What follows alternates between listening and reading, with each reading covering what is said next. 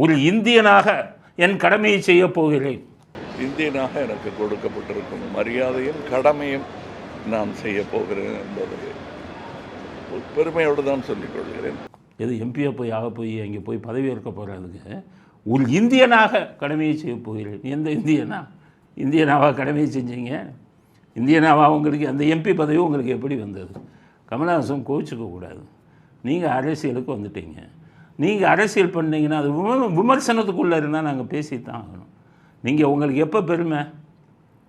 நீங்கள் எம்பி ஆகிறதா இருந்தா இளையராஜாவுக்கு கொடுத்தாங்க பாருங்கள் எம்பி பதவி.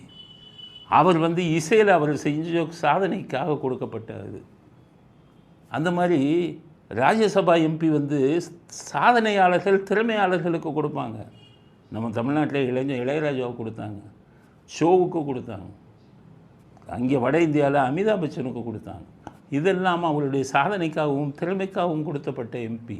அப்படிப்பட்ட எம்பியை வாங்கிட்டு நீங்கள் பதவி ஏற்க போனாங்கன்னா நாங்களே வாழ்த்துவோம், தமிழ்நாட்டுக்கு பெருமைன்னு. ஆனால் நீங்கள் இந்த எம்பி பதவி அப்படியா வாங்கினீங்க? திமுகவையும் திராவிட இயக்கங்களையும் எதிர்த்து ஆரம்பிக்கப்பட்ட கட்சியும் நீங்கள் மக்கள் நீதி மையத்தை. எந்த திமுகவை எதிர்த்து பேசினீங்களோ அதே திமுகவில் போய் காலில் விழுந்தீங்க. காலில் விழுந்தாலும் பரவாயில்ல. உதயநிதிங்கிறது நேற்று முளைத்த காலான அந்த உதயநிதி. அந்த உதயநிதிகிட்ட போய் அவர் சொல்கிறதெல்லாம் கேட்டுக்கிட்டு உங்கள் படம் ரிலீஸ் ஆகணும்னு சொல்லி எலெக்ஷனில் திமுகவுக்கு போய் ஆதரவு கரம் நீட்டி நூற்றுக்கணக்கான கோடிகள் நீங்கள் வாங்கினதாக எல்லாம் செய்தி வந்ததும் உங்கள் கட்சிக்காரர்களே பேட்டி கொடுத்தான்.